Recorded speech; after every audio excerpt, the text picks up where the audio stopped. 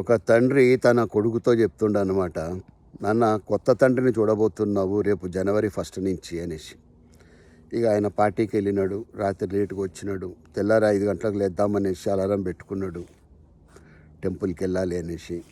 Alarm మోగింది కానీ ఈయన లేవలే. 6 అయింది, 7 అయింది, 10 గంటలకు నిద్రలేసిండు.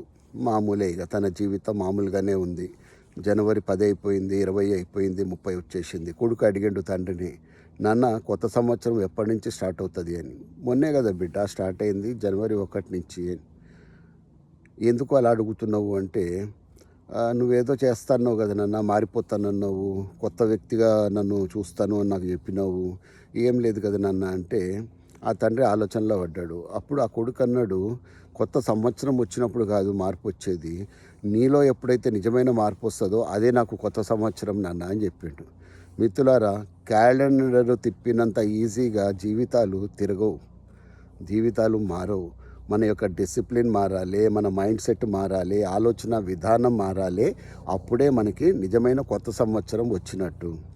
చాలామంది అనుకుంటారు రాత్రి 12 అయ్యేసరికి ఓ కేకలు, కేరింతలు, కౌంట్ డౌన్ స్టార్ట్ అవుతుంది, 0 వచ్చేసరికి 12 కొడుతుంది, ఓ హ్యాపీ న్యూ ఇయర్ అని అనుకుంటాం. మంచిదే, విష్ చేసుకోవడంలో తప్పేమీ లేదు. కానీ అది నిజంగా హ్యాపీ అవుతుందా మన కోసము?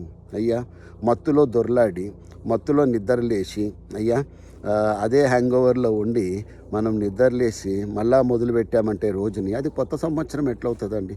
కాబట్టి మార్పు అన్నది మనలో రావాలి, అంతే తప్ప సంవత్సరాలు మారినంత మాత్రాన మనం మారినట్టు కాదు. సంవత్సరాలది ఏముందండి, క్యాలెండర్ తిప్పేస్తే ఒక నెల అయిపోతుంది, నెల అయిపోతే మళ్ళీ ఫిబ్రవరి వస్తుంది, మళ్ళీ మార్చ్ వస్తుంది. ఇది కాదు. కాబట్టి మనం గుర్తుపెట్టుకోవాలి, ప్రతి వ్యక్తి కూడా. నా ఉద్దేశంలో ప్రతిరోజు కూడా కొత్త సంవత్సరమే, ప్రతిరోజు కూడా. కాబట్టి మన యొక్క ఆలోచన విధానాన్ని మనం సెట్ చేసుకోవాలి. కేవలము న్యూ ఇయర్ రిజల్యూషన్స్ తీసుకోవడం వల్ల కాదు. ఇది అందరికీ వర్తిస్తుంది, విద్యార్థికి వర్తిస్తుంది, తల్లిదండ్రులకు వర్తిస్తుంది, నాయకులకు వర్తిస్తుంది, అందరికీ వర్తిస్తుంది అన్నమాట. కాబట్టి కొత్త సంవత్సరము మనల్ని కొత్తగా మార్చడం కాదు, మనం కొత్తగా మారి కొత్త సంవత్సరానికే అందం తీసుకురావాలి.